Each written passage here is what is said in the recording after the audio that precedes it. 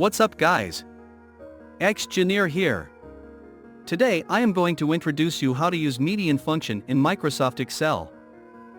I am happy to see you all after a long time, because this week I was quite bussy. So I didn't record any video. I promise I will fix it soon. Okay, let us get started. In first step you have to make and format your table. If your table is done, in the second step you have to write the function into cell that you want. In our case it is cell C10.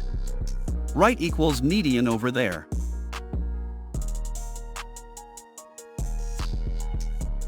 Then select the group of cells that you want make median from. In this example it is every cell from C2 to C9. And press enter button. Here we go. To add or remove the number of decimals, use these two buttons.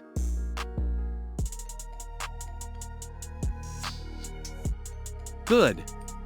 Now you fully understand it. Thank you so much for watching and see you all in my next video. Bye.